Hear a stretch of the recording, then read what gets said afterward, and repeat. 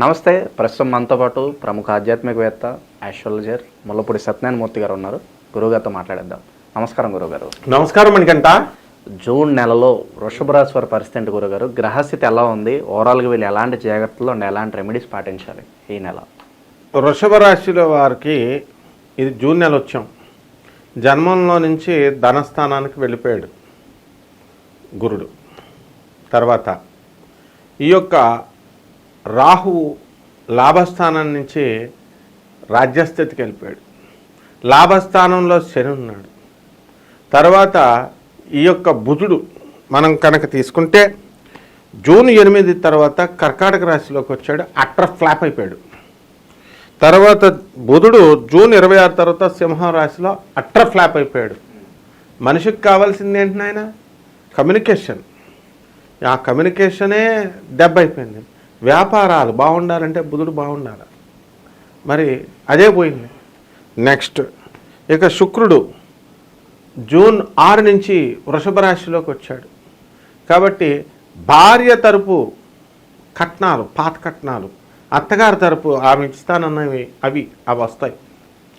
ఇల్లులు లేనటువంటి వాళ్ళు ఇల్లులు కడతారు. ఇల్లులు ఎప్పుడు కడతారు నాయన? మంచి పనులు చేస్తే కడతారు. దానం, ధర్మం, మనుధర్మ శాస్త్రం 10% పేదవాళ్ళకి, సన్యాసులకి, అనాథలకి, వికలాంగులకి, సాధువులకి ఖర్చు పెట్టారు. అది లేకపోతే వీళ్ళు ఇల్లులు కట్టలేరు నాయన. నెక్స్ట్ కుజుడు జూన్ 17 తర్వాత మనకి కన్యా రాశిలోకి వచ్చేస్తున్నాడు. కన్యా రాశిలోకి వచ్చినటువంటి ఈ యొక్క కుజుడు అట్టర్ ఫ్లాప్ అయిపోయాడు నాయన. మోకాళ్ళ నొప్పులు వచ్చేస్తాయి నాయన వీళ్ళందరికీ కూడా. ఆర్తో ఎరిథ్రైటిస్ రోగాలు వచ్చేస్తాయి. ఆ తర్వాత గురుడు జూన్ 9 తర్వాత కర్కాటక రాశిలోకి వస్తున్నాడు. కాబట్టి కర్కాటక రాశిలో వెరీ స్ట్రాంగ్గా ఉంటాడు నాయన. అతి తెలివితేటలు విపరీతంగా పెరిగిపోతాయి నాయన వృషభ రాశి వారికి. కాబట్టి వీళ్ళు చేయాల్సిన పనులు ఒకటి చెప్తే ఒకటి చేసి మొత్తం ధనం అంతా కూడా బంధువులకి, పార్టీలకి, పబ్బాలకి బ్రహ్మాండంగా ఖర్చు పెడతారు నాయన. ఇదేమిటయా పంతులు నువ్వు ఇలా చెప్తున్నావు వృషభ రాశికి అని? అందరూ బ్రహ్మాండంగా ఉంది, ఈ సంవత్సరం అంతా ఊపేస్తుంది, షేకే చేసేస్తుంది అంటే మనం ఉన్నట్టు చెప్తాం కదా నాయన. ఇదిగో ఈ పరిస్థితుల్లో గ్రహాలు ఇలాగే ఉన్నాయి మణికంఠ గారు. కాబట్టి ఇలాగే జరుగుద్ది. ఊహాలోకాల్లోకి ఎందుకు వెళ్ళిపోతున్నారంటే ఆ రాహు తీసుకెళ్ళిపోతున్నాడు అనమాట. అంటే అలా మీకు చెప్పేటటువంటి జ్యోతిష్కులు వాళ్ళు ఉంటారు నాయన. అందువల్ల డైరెక్ట్ రాహు వచ్చి తీసుకెళ్ళడు. అబ్బా వృషభరాశి సూపర్, అబ్బా వృషభరాశి సూపర్ అంటే నిజం అనుకుంటారు నాయన. ఈ రకంగా ఉంది నాయన. కాబట్టి వృషభ రాశి వాళ్ళకి మధ్యమ స్థితిగా ఉంది అంతే. కాబట్టి వీళ్ళ ఆర్థిక స్థితిగతులు ఎలా ఉండబోతున్నాయి గురువుగారు? ఆర్థిక స్థితులు వృషభ రాశి వాళ్ళు అడుక్కుంటారు నాయన. అంటే మామూలు పరిస్థితి లాస్ట్ మంత్తో పోల్చుకుంటే ఈ మంత్లో అడుక్కుంటారని చెప్పచ్చు. ఎందువలన? గురుడు ధనస్థానంలోకి వచ్చినప్పటికీ కూడా అది ఎవరి ఇల్లు నాయన? అది బుధుడి ఇల్లు. అది మిథున రాశి. అంటే చుట్టాలతో, దూరపు తెలిసిన వాళ్ళతో పెళ్ళి కానిటువంటి వాళ్ళకి పెళ్లి చేస్తుంది అంతే. తెలిసిన వాళ్ళ ద్వారా వచ్చిన సంబంధాలు పెళ్ళి అవుతాయి. కట్నాలు రావు. తెలిసిన వాళ్ళ ద్వారా వెళితే ఏమొస్తాయినైనా కట్నాలు ఫ్రీగానే చేసుకోవాలి. ఇప్పుడు మాకు అందరూ కూడా గురుగారు అని పిలుస్తారు. అమ్మా ఏంటమ్మా అంటాం. జాతకం నా రాశి ఎలాగ ఉందండి, నాకు రెమెడీస్ చెప్పండి అంటాడు. మరి పైసలు ఎవడిస్తాడమ్మా? గురుగారు మీరు ఫోన్ ఎత్తట్లేదు, మీకు వాట్సాప్ పెట్టినా చూడట్లేదు అంటారు. మరి మా అసిస్టెంట్కి జీతం ఎవడిస్తాడమ్మా? అందరికీ ఇప్పుడు స్టూడియో మెయింటెనెన్స్ ఎవరు చేస్తారమ్మా? యాంకర్లకు జీతం ఎవరు ఇస్తారు మనకంట? కాబట్టి ఈ దరిద్రగొట్టు భావజాలం వదిలేయాలన్నమాట. ఫ్రీగా వీళ్ళు అన్ని పనులు చేయించుకోవాలి. గవర్నమెంట్ ఆఫీసర్, గవర్నమెంట్లో పని జరగాలని ఉంటే డబ్బులు వాళ్ళు ఎంత అడిగితే అంత ఇవ్వాలి. వీళ్ళు ఈ రకంగా ఉండదు అనమాట. కక్కుర్తి బుద్ధులు వస్తాయి. కాబట్టి వీళ్ళకి వృషభ రాశి వాళ్ళకి ఇన్కమ్స్, మంచి బుద్ధులు ఉన్నటువంటి వాళ్ళకి వృషభ రాశిలో బాగానే వస్తాయి. మరి ఎవరైతే కక్కుర్తి పడి అతి తెలివితేటలు చేస్తారో వాళ్ళకి బాగుండదు నాయన. కాకపోతే ఈ యొక్క వ్యాపారాలు మనం చూసుకుంటాం కదా, వ్యాపారాల్లో ఇనప వ్యాపారాలు చేసేవాళ్ళు, ఆయిల్స్, తర్వాత పెట్రోల్ బంకులోళ్ళు బాగా బాగుపడతారు. దుబాయ్లో మరి ఈ యొక్క బోర్వెల్స్ పెడతారు, వాళ్ళు బాగా బాగుపడతారు. తర్వాత ఈ శ్రామిక జీవులు, కూలి పని చేసుకునేటటువంటి వాళ్ళ దగ్గర నుంచి చిన్న వృత్తులు చేసుకునేటటువంటి వాళ్ళందరూ బాగుపడతారు నాయన. అందువలన ఈ యొక్క అంతేకాదు నాయన, ఇన్కమ్స్ సంగతి దేవుడు ఎరుగు. డబ్బులు వచ్చినా రాకపోయినా పర్వాలేదు, ఎందుకంటే డబ్బులు వచ్చిన వీళ్ళు దానాలు చేయరు, రాకపోయినా దానాలు చేయరు వీళ్ళు. ఇక వాడికి వచ్చి కూడా వేస్ట్ అనమాట. ఎవరైతే దాన ధర్మాలు చేసుకుంటూ మంచిగా వెళతారో వాళ్ళు మాత్రం వాళ్ళు ఆశీర్వదిస్తారు సాధువులు వీళ్ళంతా కూడా, వీడు బాగుపడాలి అని. మరి వీడు వీడు వీడు ఫీజులకు కొట్టేసి స్కూల్ ఫీజులు కట్టరు, తర్వాత ఏమో అడుక్కునే వాళ్ళకి వేరు డబ్బులు, ఇంకేం ఆశీర్వదిస్తారు, శపిచ్చేస్తారు వీళ్ళని. కాబట్టి యాటిట్యూడ్ ఎప్పుడు కూడా చేంజ్ చేసుకోవాలి నాయన. మనది బాగుందని కాదు, ఎంతసేపు వాహనాలు కొంటాం, ఇళ్ళు కొంటాం, స్థలాలు కొంటాం, ఫ్రీగా దొరికారు నాయన. జ్యోతిష్కులు అంటే బాగున్నారు, మీరు ఇంత బాగున్నారు అంత బాగున్నారని చెప్పడానికి ఉన్నది ఉన్నట్టే చెప్తాం మనం, మనకు పేరు. కాబట్టి ఎట్టి పరిస్థితుల్లో వృషభ రాశి వారు దాన ధర్మాలు చేసుకుంటే మాత్రం ఖచ్చితంగా వృద్ధిలోకి వస్తారు, ఆదాయాలు పెరుగుతాయి. ఇక నిరుద్యోగులు విద్యార్థుల పరిస్థితి ఎలా ఉండబోతుంది గురుగారు? వీళ్ళు అంతకంటే సోంబేరులు నాయన. నిరుద్యోగులంతా సోంబేరిగాళ్ళే. అసలు నిరుద్యోగం అనేది భారతదేశంలో లేదు. చిన్న చితక ఉద్యోగాలు లేవా? ఎవరిని అడుగు నువ్వు, ఉద్యోగం లేదండి. అడ్డగాడిదిలాగా ఎదిగినోడు అంతే, చిన్న పిల్లోడు అదే సమాధానం. పని ఎందుకు ఉండదు అసలు? ఏమయ్యా ఖాళీగా ఉన్నవాళ్ళకి మేము జ్యోతిషం చెప్పమంటాం అనగానే టబీమని కట్ చేసేస్తారు. ఖాళీ ఏమిటయ్యా, ఖాళీ ఏదో ఒకటి చేసుకోవాలి. కానీ అంటే నీకు ఆఫీసర్ జాబులు, ప్రైమ్ మినిస్టర్ జాబులు, సీఎం జాబులు కావాలా? మామూలు జాబులు చేసుకోవా? ఎట్టి పరిస్థితుల్లో నిరుద్యోగి అనేటటువంటి వాడికి దొరికినటువంటి జాబు వాడు కనుక చేయకపోతే 3వ ఇంట్లో గురుడు, 4వ ఇంట్లో గురుడు మిథున రాశిలో, తర్వాత మనకి కర్కాటక రాశిలోకి వస్తున్నాడు. ఆ తర్వాత అప్పుడు జాబ్ అనేటటువంటిది రాదు. జూన్ 9 తర్వాత, జూన్ 9 లోపల ఏమైనా జాగ్రత్తగా దాన ధర్మాలు అవన్నీ చేసుకుంటే ఏమైనా చదువు వస్తుంది. అండ్ విద్యార్థులు అంటున్నావు, విద్యార్థులకు చదువు ఎందుకు వస్తుంది నాయన? సోంబేరిగాళ్ళలాగా వాట్సాప్ పట్టుకొని అమ్మాయిలకి చాటింగ్ చేసుకునేవాడికి చదువు ఎందుకు అసలు?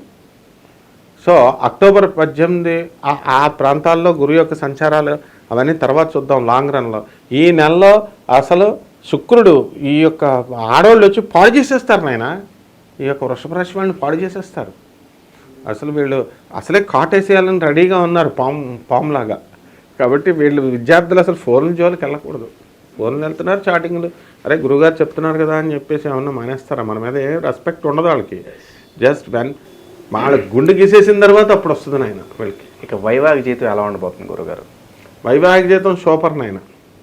ఎందుకనంటే వైవాహిక జీవితంలో శుక్రుడు మంచి స్థానంలోకి వచ్చాడు. పెళ్ళం పని పెళ్ళం, మొగుడు పని మొగుడు చేసుకుంటుంటే వైవాహిక జీవితం సూపర్. వీళ్ళు ఒకరిని ప్రశ్నించుకుంటే వైవాహిక జీవితం అటర్ ఫ్లాప్. గత నెలంతా కూడా తరమకుండా గొడవలు జరిగినాయి. ఇంకా రోజు ఏం కొట్టుకుంటారు? మొన్న దాకా కొట్టుకున్నాం కదా అని ఈ నెలలో కొంచెం సైలెంట్ అయిపోతారు. జస్ట్ ఈ మంత్ బాగుంటుంది వైవాహిక జీవితం. నెక్స్ట్ మంత్ తర్వాత మళ్ళీ మనం చెబుదాం వాళ్ళకి. ఓకే, ఇక పెండింగ్లో ఉన్న పనులన్నీ పూర్తి కావడానికి ఎంత సమయం పట్టొచ్చు గురుగారు వీళ్ళకి? ఇంకా ఏదైనా సరే ఒక పని మొదలుపెట్టి అది ముందుకెళ్ళిపోవడం కావచ్చు, కొన్ని వివాదాల్లో చిక్కుకొని దాటికి పరిష్కారాలు త్వరగా రాకపోవడం కావచ్చు, ఇవన్నీ క్లియర్ అవ్వాలంటే ఎంత సమయం పట్టొచ్చు అంటారు వీళ్ళకి? ఈ నెలలో మొత్తం ఎవరికి ఏం పని పూర్తవుతుంది అసలు. వీళ్ళే ఎంతసేపు కూడా పెండింగ్ బిల్స్ ఉన్నాయి. ఇప్పుడు కాంట్రాక్టర్స్ ఉన్నాయి, ఆ కాంట్రాక్టర్లకి బిల్లులు కట్టారు. ఇల్లులు గవర్నమెంట్ నుంచి బిల్స్ శాంక్షన్ అవ్వాలి కదా. అసలు వాస్తవం ఏంటంటే వీళ్ళు సరిగ్గా మంచి ఫౌండేషన్తో మంచి బిల్డింగ్ కట్టాడనుకో రోడ్ల విను, ఆ రోడ్లు ఆ ఆఫీసర్ ఇవ్వడం వీళ్ళకి. అంటే మనకి కమిషన్ రాదు కదా వాడికి. అంత తొందరగా పాడైపోవాలనే చూస్తాడు ఆఫీసర్ కూడా. వీడు కూడా అంతే. వెంటనే మనకి నాసిరకం వేసేసి పంజాగుట్ట ఫ్లైఓవర్నే పడగొట్టేశారు. అవతల ఇంకా అదృష్టం మనకి ప్రాణాలు పోలేదు. అలాంటి నాసిరకం పనులు చేసే వాళ్ళకి బిల్స్ ఏమిస్తారు నేను? గవర్నమెంట్ నిఘా చూస్తుంది కన్నుతో. కాబట్టి ఎవరైతే నిజాయితీగా చేశారో వృషభ రాశి వాళ్ళు, వృషభ రాశి లక్షల మందికి జరుగుద్ది. అందులో నిజాయితీ పనులను సెలెక్ట్ చేస్తారు. ఆఫీసర్లు ఏం పిచ్చోళ్ళు కాదు. అలాంటి వాళ్ళకి పనులు పూర్తవుతాయి. దాన ధర్మాలు ఇవన్నీ చేసుకున్న వాళ్ళకి అన్నీ కూడా గవర్నమెంట్ పనులన్నీ కూడా పూర్తవుతాయి. అక్కడ చక్కగా రవి మనకి అసలు ఇవన్నీ కాదు నాయన. రవి వృషభ రాశిలోకి వచ్చేసాడు. ఆడది ఇరికిచ్చేయడానికి చూస్తుంది. ఫస్ట్ ఆ ప్రాబ్లం సెటిల్ అవ్వాలి. వీళ్ళు ఆడదానికి పాస్ పోసుకోవాలి. వృషభ రాశి వాళ్ళు వస్తున్నారంటే భార్య రూపంలోనే కాదు, ఏదో ఒక రూపంలో వచ్చేస్తుంది అనమాట. అక్కా చెల్లెళ్ళు కేసులు పెట్టేస్తారు ఆస్తులు ఇవ్వకపోతే. తల్లి పార్షాలిటీతో తమ్ముడికి దొబ్బెట్టేస్తుంది ఆస్తి. ఇవన్నీ చెప్పేది పచ్చిగా నేను ఎందుకు చెప్తున్నాను తెలుసుకోండిరా బాబు అని. ఖచ్చితంగా ఇలాగే జరుగుద్ది. అంతేకాని స్వీట్గా మీకు బుజ్జగిస్తూ చెప్పడానికి నేనేమి లైబుల్ కాదు మీ అందరికీ. కాబట్టి ఖచ్చితంగా ఇలాగే జరుగుద్ది, కామెంట్ చేయండి ఇలా జరగకపోతే కనుక. ఓకే గురుగారు, ప్రజెంట్ ఉన్న గ్రహస్థితి బట్టి మరి వీళ్ళు ఎలాంటి రెమెడీస్ చేసుకుంటే బాగుంటుందంటారు? మరి రెమెడీస్ దాన ధర్మాలే. మన ధర్మశాస్త్రం ప్రకారం వాళ్ళు 10% డబ్బులు ఇచ్చేసేయాలి. ఓ డైరీ పెట్టుకోమనండి, డైరీ పెట్టుకొని అందులో ఈ నెలలో నేను 1,00,000 రూపాయలు సంపాదిస్తున్నాను, 10% 10,000 రూపాయలు దానం చేశాను, ఒక్కడిని చూపించమని చూస్తాను నేను. 10,000 రూపాయలు దానం చేసేయడమే ఈ జనాలు. అదే చెట్టు పుట్టా చెప్పు బ్రహ్మాండంగా చేసేస్తారు. తిరగడం ప్రదక్షిణాలు అయ్యి ఊర్లో వెళ్ళమను, ఎక్స్కర్షన్ లెవెల్లో గుళ్ళకి వెళ్తారు. మొత్తం ఫ్యామిలీలు, సెకండ్ ఫ్యామిలీలు, థర్డ్ ఫ్యామిలీలను కూడా తీసుకొని వెళ్ళిపోతారు. So this is not at all A remedy. కానీ మనం చెప్పాలి కదా మరి శాస్త్రం చెప్పేటప్పుడు.